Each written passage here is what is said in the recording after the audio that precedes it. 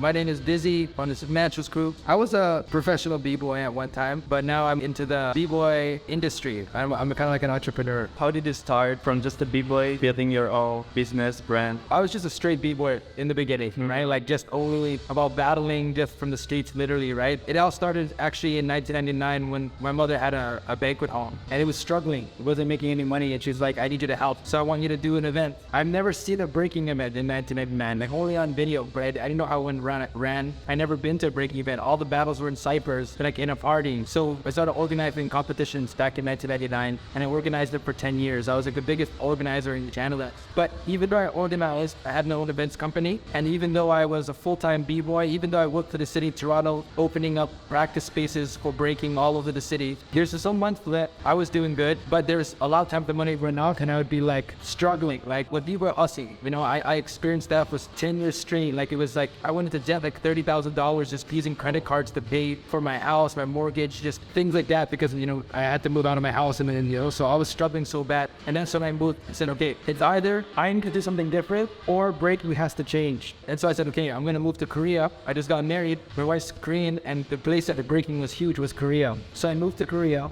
and in Korea it was when breaking was huge, right? It was all over TV, b-boys at the studios. And so I ended up getting a job working for R16, which was the biggest event. And I became the global event producer, producing events all over the world. You know, and I started to learn about the breaking industry and I realized there's millions of dollars of breaking, just not for the b-boys. And I was like, yo, this is just not fair. And being a b-boy, I'm like, this is not fair. This is not fair. Why? I see so many good crews come and then they break up. When they come, they're killing it and then they have to break up. And the main cause, no money. They say money will ruin it. I was like, no money will ruin it. You know what I mean? Like having no money. And so when I finally learned all these things and when R16 came to an end, I had a dream and I realized that, hey, if I could take all these things that I learned, you know, from traveling around the world, seeing how everybody hustled, how everybody makes a living for breaking, if we have one place, a home base, and we, instead of marketing the event, what if we market the actual b-boys? Market the people themselves. But the reason why a lot of organizers don't want to do that is because it's hard to work with b-boys. It's easier to market an event, and then whichever b-boys come.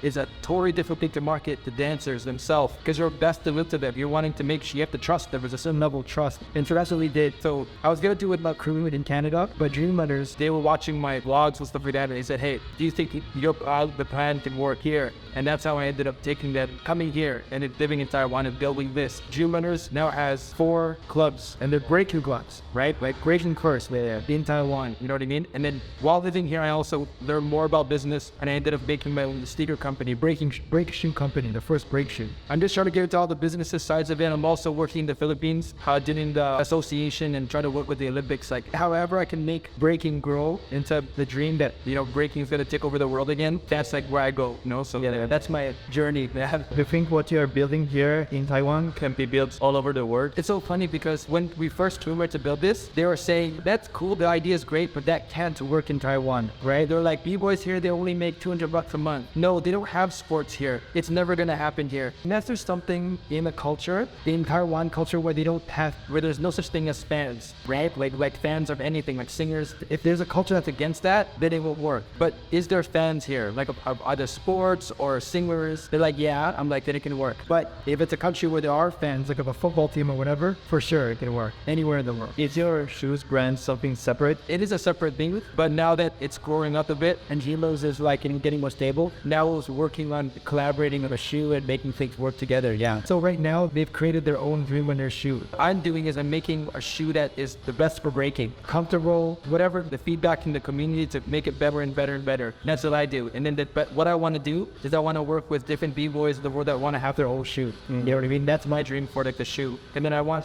if the shoe can even capture in 1% of the market, we can start putting the power into the hands of the community and we can start building more clubs and things all around the world. So I'm just trying to do everything I can to like find what works, you know, like how we can keep this in our culture. Yeah.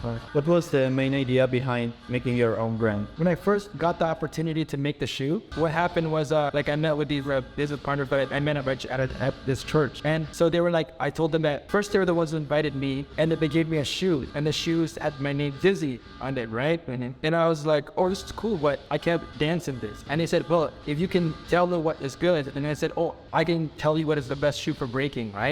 So they said, okay, put it in a document. And I worked hard and I went on Instagram and I asked people what's important and I combined filed everything, and then I gave them this document. And then a month later, they got a phone call. I met with them, and they handed me 2 pairs of shoes. And I held them in my hands, and I said, these are the best shoes I've ever seen in my life. But it had Dyzee on it. And so I was like, I don't want to use my name on this. And they're like, what is your dream? And I said, my dream is for other people to make shoes for other people, but they can have their own shoe. And he said, well, 2 things. One, how are you going to tell other people that they can have their own brand if you don't do it yourself first? And I said, okay, that's true. And they said, secondly, we need to make sure that you're going to be serious about this. If you put your name on it, then we know that you're going to put everything into it, right? So I said, okay, fair enough. That's where my news on first to get it as far as I can. And then I'm going to start, and I try to work with other brands, other breaking brands, other people to like create their shoes for them. Yeah, with their name and everything on it. All I'm doing is try to make the best shoe for breaking. How do you see the breaking being like in 5 to 10 years? Oh my gosh. Breaking is going to explode, especially the country that wins the gold medal in the Olympics. That country is going to be everywhere there. Whatever country wins should go there, right? Should go there and live there for like a while because so much things are happening there. I was born in 79, so I still remember when I was 3 years old, breaking was the biggest thing. It was all over the streets, people were practicing. Look at my apartment building, 19th floor, people practicing in the field, people practicing in the court. I saw it everywhere. So I'll know that breaking, how big breaking was at one part. Bigger than it is now. And then I saw it again in Korea in the mid-2000s. It was huge, but it died. There's going to be a third wave because history repeats itself, but it's going to be super big. But if you don't find a way to make like kind of like an arc, when the wave comes, if we're not ready, we're going to get swept away. It's going to just go past us. And could we